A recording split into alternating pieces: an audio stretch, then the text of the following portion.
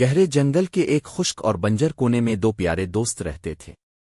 ایک ہنس مکھ اور محنتی چیونٹی میرا، اور دوسری شرارتی ہرے پیلے رنگ کی موٹی سی ایک سنڈی گولو۔ وہاں نہ تو کوئی ندی تھی، نہ جھیل، اور نہ ہی کوئی تالاب۔ چاروں طرف خشک مٹی، مرجھائے ہوئے پودے اور تیز دھوپ پھیلی رہتی تھی۔ لیکن اس خشک ماحول میں بھی میرا اور گولو کی دوستی خوب چمکتی تھی۔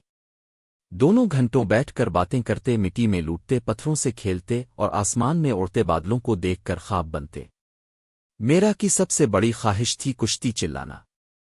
گولو بھی ہمیشہ آنکھیں چمکا کر کہتا، کاش ہمیں بھی ایک ندی مل جائے اور ہم اس میں پتے کی کشتی بنا کر تیر سکیں، لیکن ان کے چاروں طرف تو صرف سوکھا تھا اور ندی بہت دور، اتنی دور کہ ان کے ننھے قدموں سے وہاں پہنچنا ناممکن تھا۔ پھر بھی دونوں نے ہار نہ مانی۔ وہ روز ایک پتا جمع کرتے، کوئی پتلی سی ٹہنی ڈھونڈتے اور پھر دور کھڑے ہو کر سوچتے کہ اگر کبھی پانی آیا تو یہی بنے گی ان کے خوابوں کی کشتی۔ دن گزرتے گئے اور موسم آہستہ آہستہ بدلنے لگا۔ آسمان پر بادل گرجنے لگے۔ میرا اور گولو کی امیدیں ہر دن بادلوں کے ساتھ بڑھنے لگیں۔ اور پھر ایک دن جنگل میں زوروں کی بارش شروع ہو گئی۔ پہلے ہلکی بوندیں پتوں کو چھوتی رہیں، پھر آہستہ آہستہ پورا جنگل بھیگنے لگا۔ پانی بہنے لگا۔ درختوں کے نیچے چھوٹی چھوٹی ندیاں بن گئیں۔ میرا خوشی سے اچھلی، گولو دیکھو، پانی، اتنا سارا پانی۔ گولو چلایا، آج ہمارا خواب سچ ہو جائے گا۔ چلو اپنی پتے کی کشتی لاتے ہیں۔ وہ دوڑتے ہوئے اپنے چھپائے ہوئے سامان کے پاس پہنچے۔ ایک بڑی مضبوط ہری پتی، ایک پتلی سی ٹہنی اور کچھ پھولوں کی بیل سے بنی ہوئی رسی۔ دونوں نے مل کر پتے کو موڑا، کنارے باندھے اور ایک چھوٹی سی پرفیکٹ کشتی بنا لی۔ بارش اب بھی ہو رہی تھی، لیکن اب وہ انہیں خوفناک نہیں بلکہ جیتی جاگتی لگ رہی تھی۔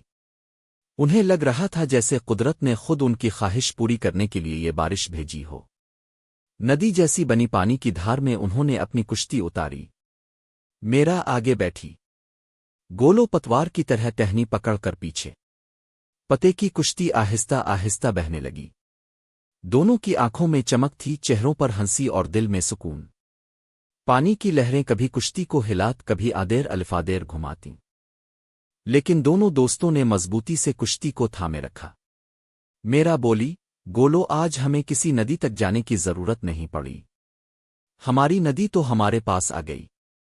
گولو ہنستے ہوئے بولا، ہاں میرا، جب خواہش سچی ہو اور دوستی مضبوط ہو تو ہر خشک زمین بھی ایک جھیل بن سکتی ہے۔ ان کی کشتی پھولوں سے لدے پانی میں آگے بڑھتی رہی۔ آس پاس ہریالی واپس آنے لگی تھی۔ بنجر جنگل اب ایک جیتے جاگتے خوابوں کی زمین بن چکا تھا۔ میرا اور گولو نے اس دن صرف کشتی نہیں چلائی، انہوں نے خوابوں کو حقیقت بنتے دیکھا اور سیکھا کہ امید، محنت اور سچی دوستی سے کوئی بھی خواہش پوری ہو سکتی ہے۔